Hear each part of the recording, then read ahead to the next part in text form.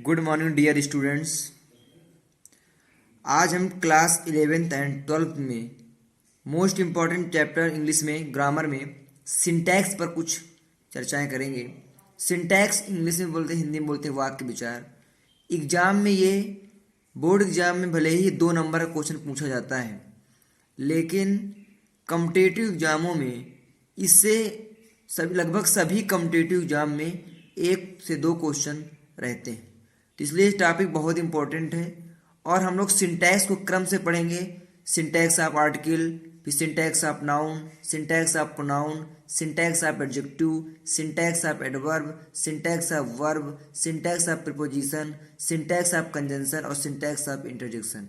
इनके सभी इंपॉर्टेंट रूलों पर हम रेगुलर चर्चा करेंगे। तो पहले आज हम लोग सिंटैक्स स्टार्ट करते हैं।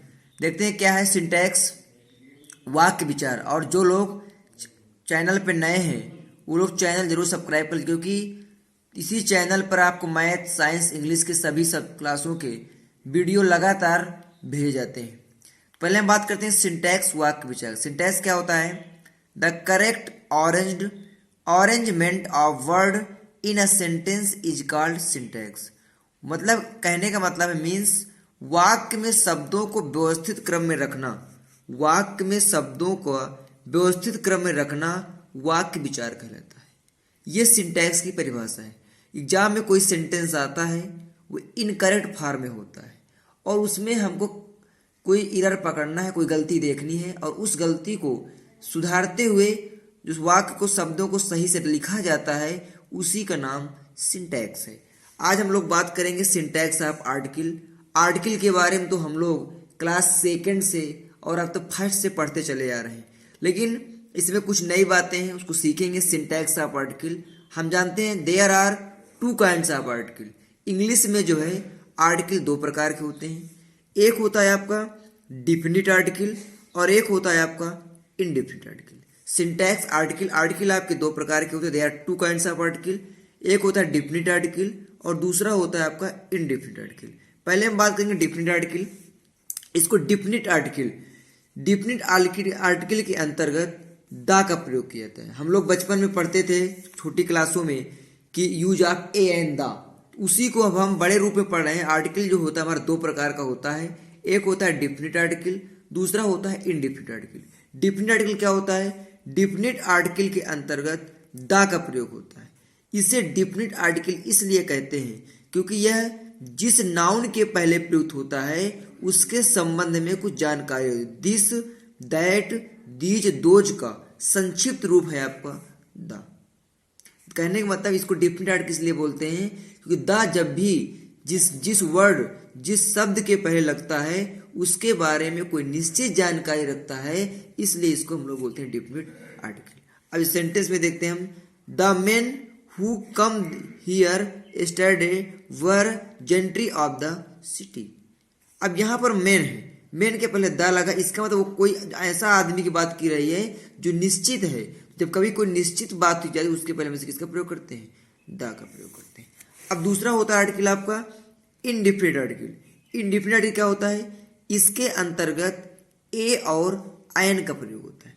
डिफिनिट आर्टिकल के अंतर्गत द का प्रयोग होता है और इनडिफिनिट आर्टिकल इसके अंतर्गत ए और आयन का प्रयोग होता है। इसको इनडिफिनिट आर्टिकल, इनडिफिनिट का मतलब होता है अनिश्चित। इसको इनडिफिनिट आर्टिकल इसलिए कहते हैं क्योंकि जिस नाउन के पहले प्रयोग होते हैं उसके संबंध में कोई निश्चित जानकारी नहीं रखते हैं। और जो ए और आयन जो है आपका ये 1 का संक्षिप्त रूप है, मतलब 1 का शॉर्ट फॉर्म है। जो द होता है आपका वो दिस, दैट, दीज, दोज का शॉर्ट फॉर्म होता है और जो आपका ए और आयन होता है वो आपका 1 का शॉर्ट फॉर्म होता है। जैसे कहा जाए a man was walking on the road, मतलब एक आदमी सड़क पर टहल रहा था। अब वो आदमी निश्चित नहीं है कौन सा आदमी टहल रहा था, इसलिए उसके पहले क्या लगाया है?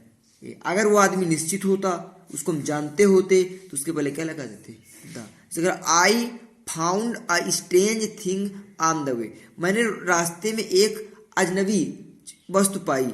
अब वो वस्तु निश्चित नहीं थी इसलिए स्ट्रेंज पहले क्या लगा हुआ है? ए। तो हम लोग सिंटैक्स ऑफ आर्टिकल स्टार्ट किया है।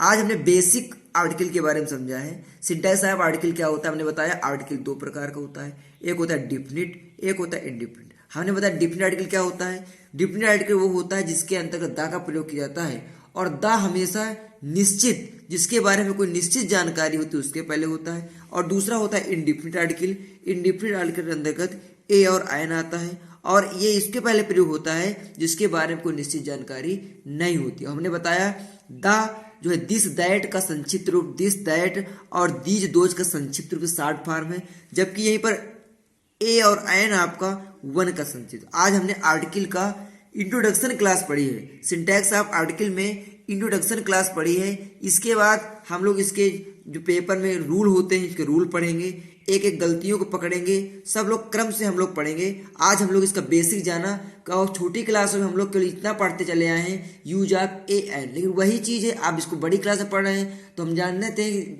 दा क्या होता है आपका, दा डिफिनिट आर्टिकल होता है, ए एन क्या होता है आपका, इनडिफिनिट आर्टिकल होता है। तो आप लोग लगातार इसकी तरह से सिंटैक्स पूरी क्लास है आपकी, syntax of noun, syntax of pronoun, adjective, adverb, verb, preposition, conjunction, interjection, सभी की हम लोग रूलों को क्रमबद्ध तरीके से पढ़ेंगे। आप लोग अगर चैनल में नए हैं तो चैनल को सब्सक्राइब अवश्य कर दें, और धन्यवाद।